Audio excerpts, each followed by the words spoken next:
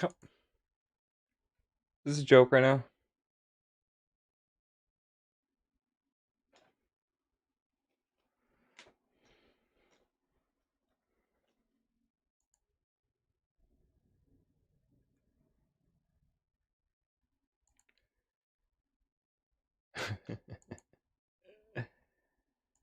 Oh man.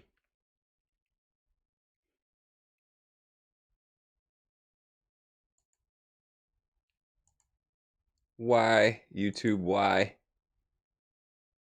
There we go. All right.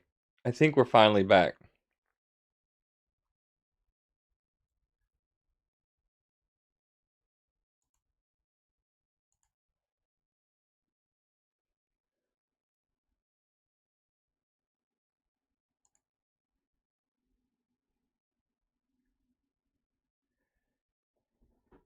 All right. Where were we? I might have to just start all over.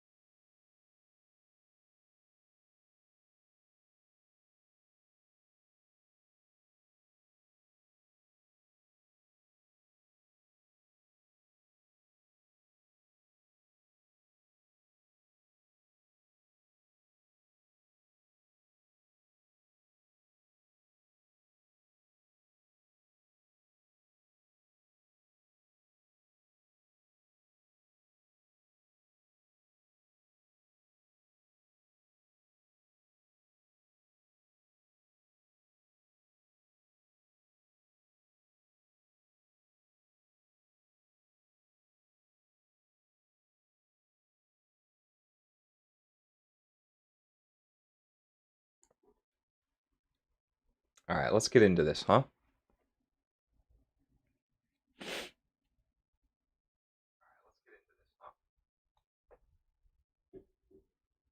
All right, let's mute this, huh? Here we go.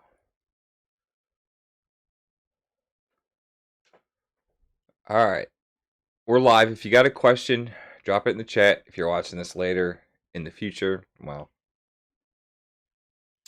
maybe I will do timestamps for the description, but I will probably just make a short form video covering all this information later. But let's see how much we can cover right now with the few people that are in here.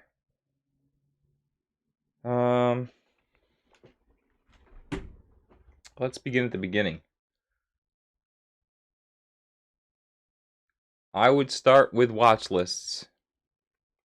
Create your watch lists. So, assuming you know nothing about Webull, I'll bring it down to that level and say that this is a widget box. And see what I did there? I took it out of its little box that it's contained in, so now it's on its own.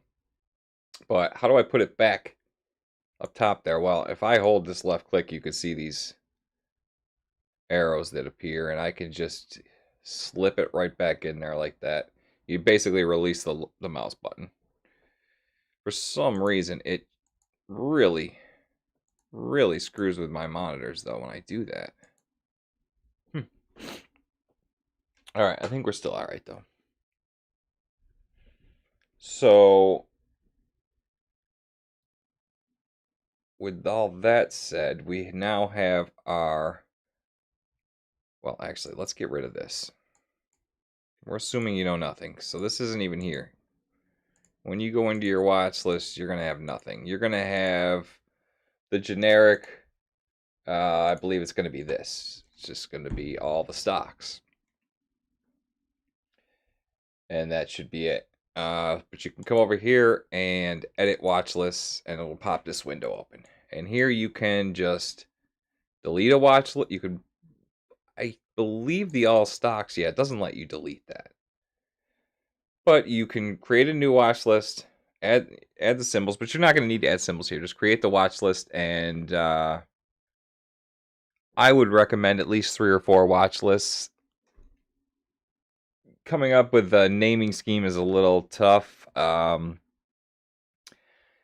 basically have 3 stages, screened and future and front runners. For the different stages, if I've just found it and want to just research it more, then I put it in the screen. And once I research it and decide it's a possibility, I put it in front runners. If it's something I've just heard about or something, I'll throw it in future. And then as my weeks go on, this is week 3 for me, and I enter week 4, I'll create a new watch list and put my newest front runners into that week 4 watch list. Those are the ones I'm actually going to buy come tomorrow. So very simple. You can delete them. You just can't get rid of this all stocks. When you buy stocks, they'll automatically appear in your positions. Here are mine, obviously. And that's that. So now that we have all of our watch lists, there's a couple more things we want to do on this page. You have to assume at some point down the road you're going to be looking through your watch list here, and this just isn't enough information. It's a lot. You've got your, your key statistics on any given ticker symbol, but there's a lot more to be had here. So let's come over to our widget menu, which is over here on any widget, which this big giant box is a widget. There will be a widget menu, but you can also just come to the main widget menu, which you actually can't see on your screen, but it's right here. The main menu, widgets. And let's throw a chart in here. You can get to the same exact way here. We just add a widget and all widgets. Same screen. Let's add our chart. All right, now let's just delete the widget thing so that it's not in our way. We can figure out where this chart wants to go. The way I like to do it is put it... all my screens screwed up again. I got to figure out a way to make that not happen anymore. I think I just thought of it too. Hold on. Bear with me for a second.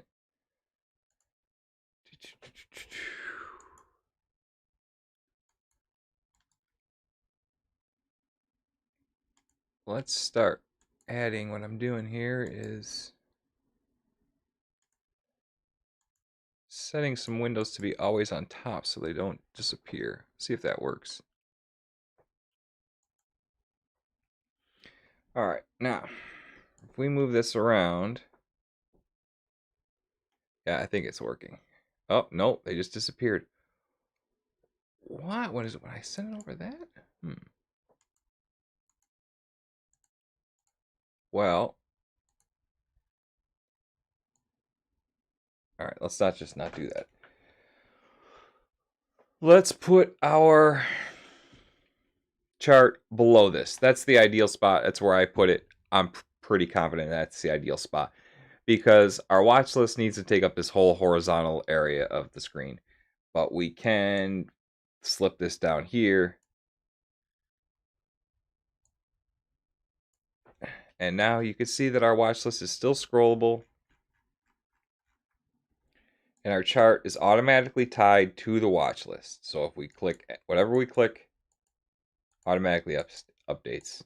Beautiful, beautiful, beautiful. Now, the chart's not enough. We still need more information. Another box, another widget menu. Let's bring up all the widgets. And let's just dump in everything we want. We want... Well, let's start with... The way I like to set it up is the profile, which can just sit right in that same box. News, again, see how the box itself highlights? You don't want to go putting it in any of those arrows. You want to put it right in the box. Okay.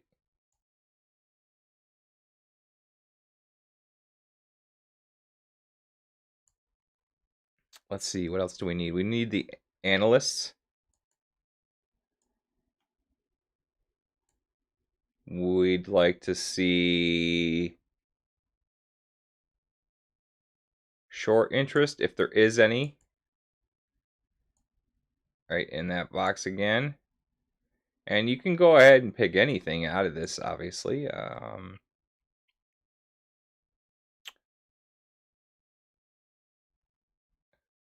right. Didn't realize that was in there. Heat map. I don't believe... I've never tried this. I don't think this will apply. Yeah, it's just going to stay general no matter what. So I'm going to take the heat map off. That doesn't... We don't need that in here. But that should really be it. You can put, again, your... you can put an order book. I do like to put the order book in here. It's a little... Actually, let's do this. The order book doesn't need to be... Let's slip it in right here. Did you see how that worked? I love this setup. This is why I love this Webull. So let's take it back out again. I can grab this and put it here, which is going to put it to the right of the whole window, which is not ideal. I mean, we could shrink it down, but we don't need that much room for that. So let's take it back out and do what I wanted to do, which was to just put it to the right of this bottom, which would be this arrow. And it just slips it in there nice. So we still got our full window for chart, no problem.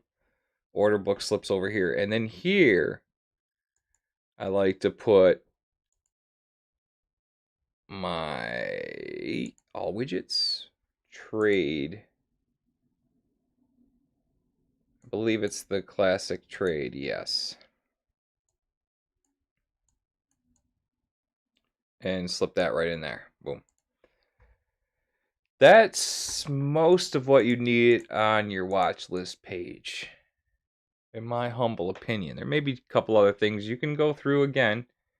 Just keep adding widgets all you want into this. We could even slip. What else could we possibly add in here? Let's open up all widgets again. And this will give you a little preview. If you don't click on the plus, it's a delayed, but it'll give you a little preview of what exactly it is. We could put our options in there. This is kind of advanced stuff, you know. But the point being, can all go in. Quotes, key statistics, time and sales.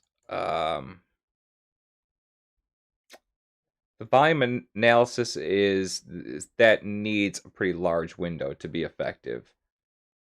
Which I guess we have one. Let's put it in there. What the heck? All right. You see, when the window's small, it only provides that little bit of information. But when the window pops open, you get a lot more. I don't know if I can move this. No. All right. That's a very solid watch list page. Again, doesn't matter what you click on, which watch list, which symbol, everything updates just like that.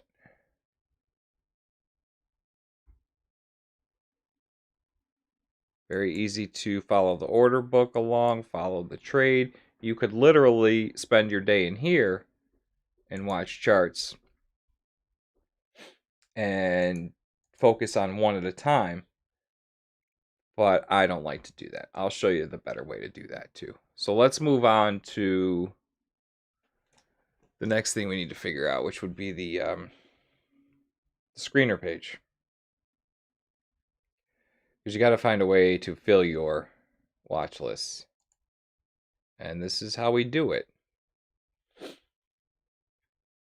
So what are you going to see when you first get this page? I guess you're going to get I guess you're probably going to get this, or you'll have the screener.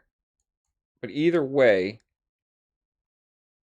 this screen, you can create a screener. Let's create one.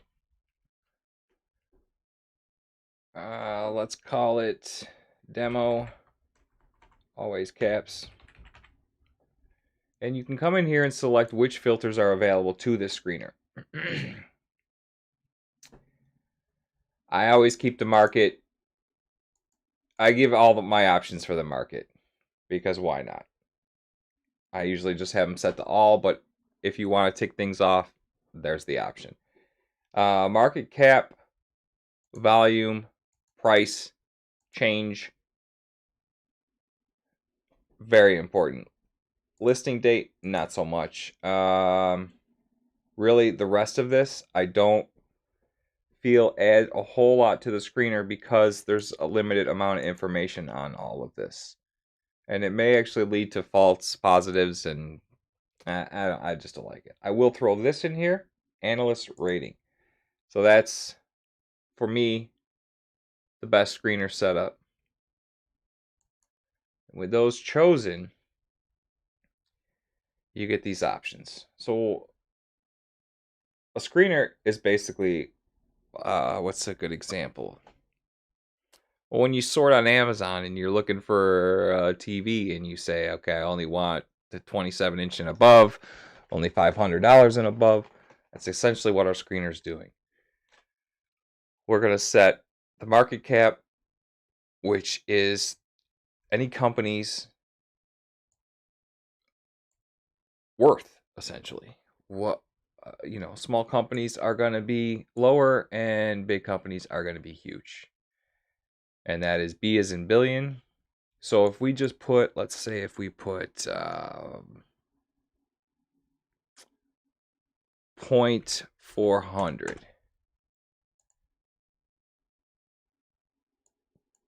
to, well, I guess we have to do this way. It doesn't allow us to type in. All right, fine. So be it. So if we go down to 0.400, that's telling us we're looking for companies with a market cap between 0 and $421 million. opening this up is going to open up a lot more results.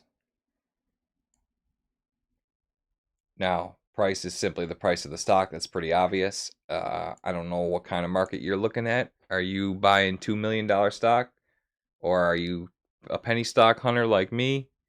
If that's the case, I bring my price way down to find the cheap stuff. You can open it way up. Whatever you'd like. There's the cheap stuff, though. And then even when you bring up the cheap stuff, you can sort it by the price so you can see the most expensive of your cheap stuff. Percentage of the change is pretty obvious. It's the percent of the stock prices changed in the last 24 hours. And this, again, open it wide up, get lots of options, narrow it down to see very specific things. If you want a huge change, there's 5 options. Now, volume is really the key, though. Volume is my go-to statistic because without volume, the stock just does not move. No one's gonna... How's the stock gonna go up if there's no one buying or selling it? So I keep my volume cranked up. This low volume stuff down here, down under 1 million, I mean, there's plenty down there, but there's not a lot going on down there. Just turn your volume up. Percent change, let's open that up a little bit more. We don't need...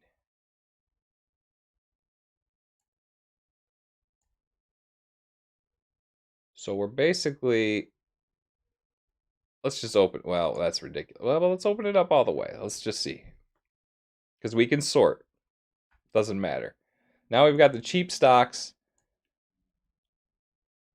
with high market cap and relatively high volume.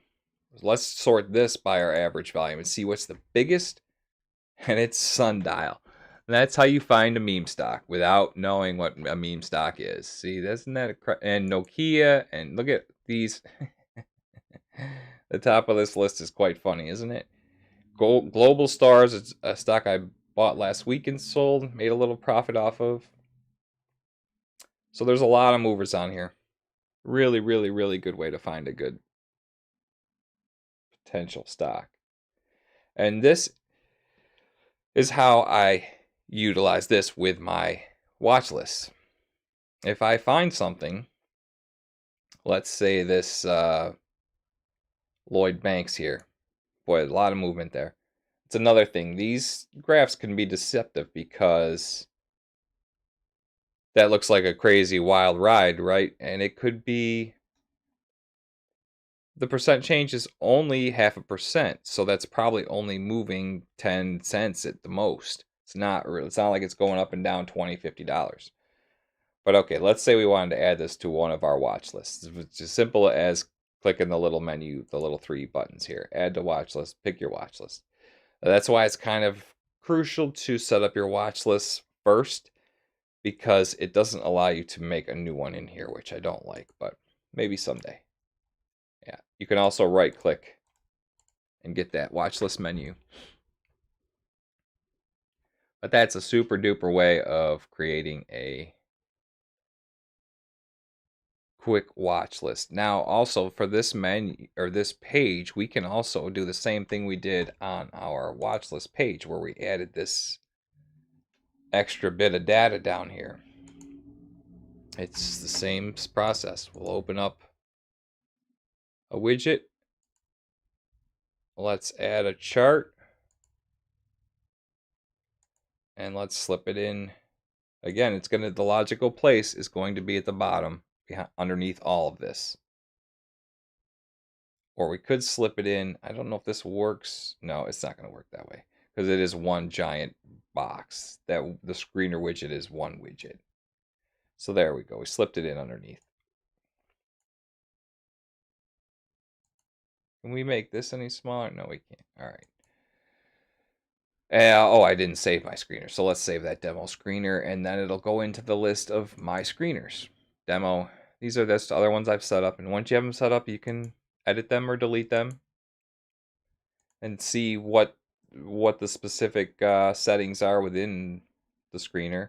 This is my penny hunt that I look for penny hunts, and one with all the big boys in it.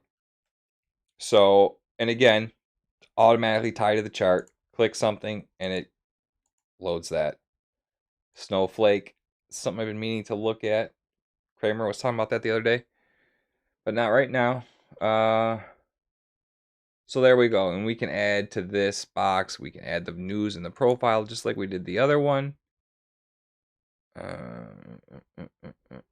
They're not in the list, so we got to bring up all widgets. But, and you can do this all within here without, without leaving. Analysts, profile. We were popping all that stuff open. If we close this, they're all here. And we could just doop, doop, doop. And there you go. Again, that stuff will all update. You want the news on Square? 8 minutes ago, something came out.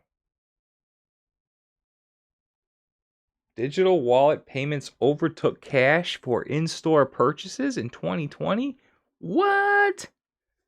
That's crazy talk. But there it is. There's your screeners tied to your watch list, tied to your charts. Now, how does that apply to these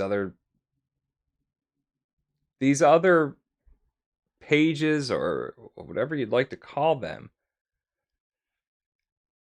Can really be set up any way you'd like. This is so simple, though. I mean, it's kind of just good as it is. And you don't even need it. Because then there's this customize page, which you can totally customize. And this is what I use to stream the tickers and whatnot. I can set up, like the meme stocks.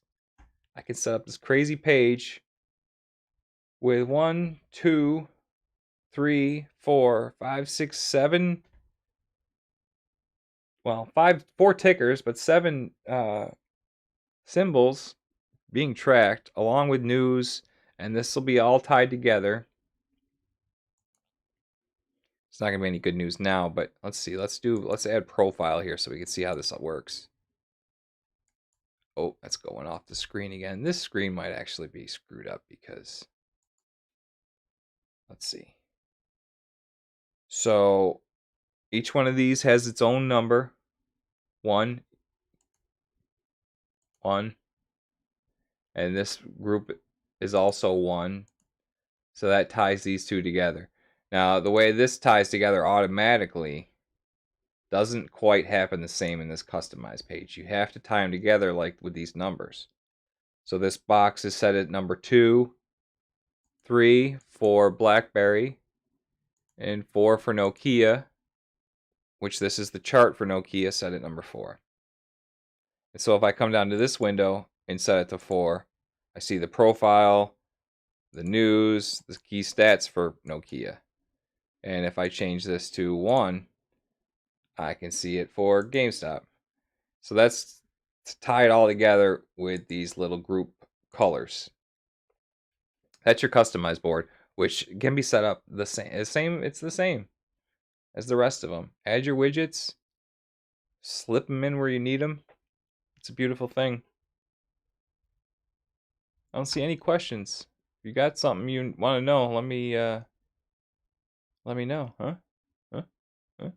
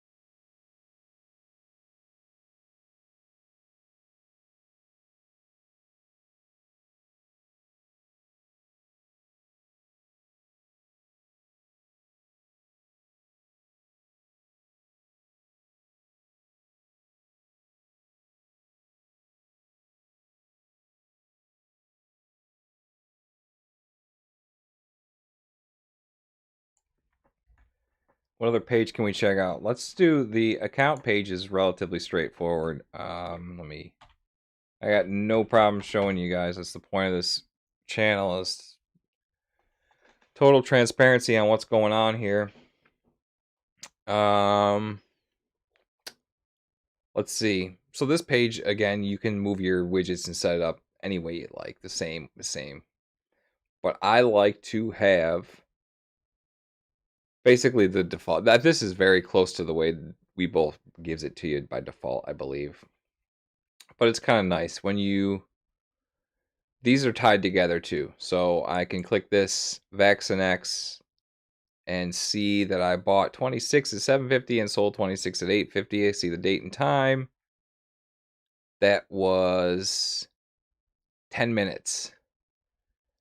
And it made me $26. Now, that's the point of my channel, just in case you're wondering. We're going to find more of those. And we're going to start, instead of spending $100, we're going to start spending $1,000. So start making more money. We're just creeping up on it, you know what I mean? Got to be careful. But this page is really nice. Keeping track of everything you got going. It'll show your positions, your orders, working, filled. I've got cells set for AMC and OGI.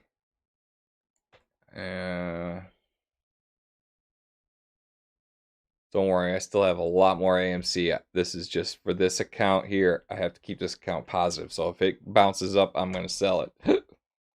But there's more being bought. The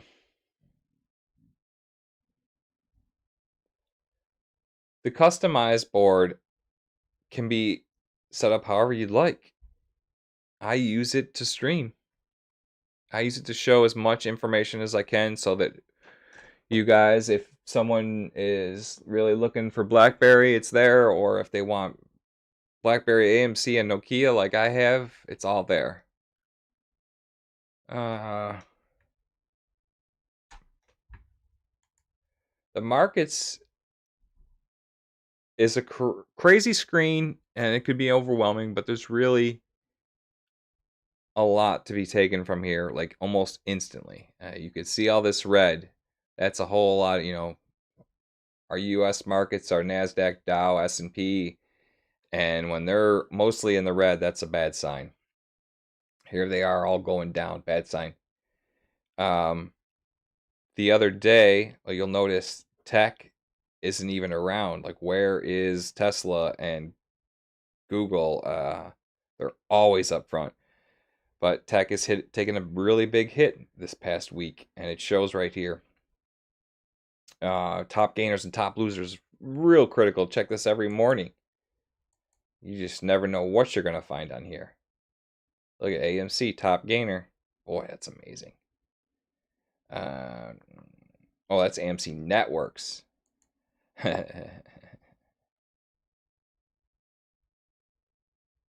Fisker, huh? Top losers is always critical because that's how I found Global Star, which made me 20%. If you find a big loser with no real reason for it to be dipping the way it is, it could just be a sign to buy. Buy that dip. You see a big market cap.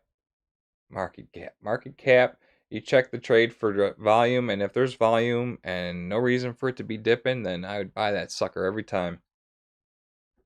Well, not every time, but hot stocks 52. There's just nice little lists. Oh, upcoming IPOs. Let's see, do we got anything? I'm not even fully sure. Price range, shares offered.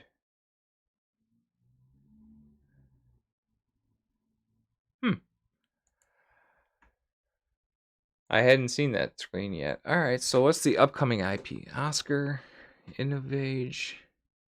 Why are they available and upcoming? Oh, 2 more closed, 1 you can apply for.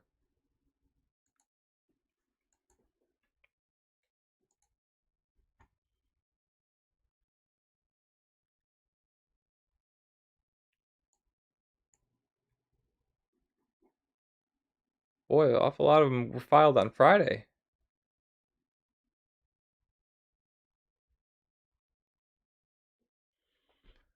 Well, all right. If there's no questions, I guess we'll end it there. I think that's pretty good.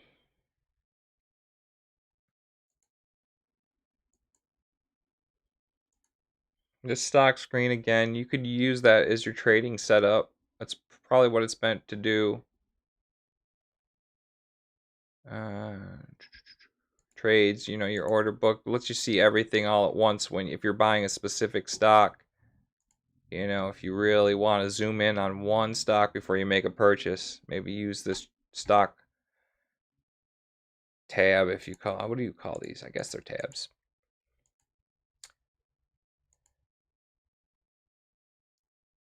Oh yeah, once you do have it, I keep forgetting to do this, then you can lock it and not screw it up by accident. Not pull things out and whoops, whoops, whoops, whoops. I do that all the time.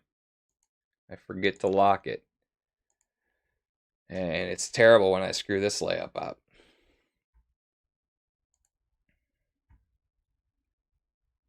All right. Let's wrap it. Wrap, wrap, wrap.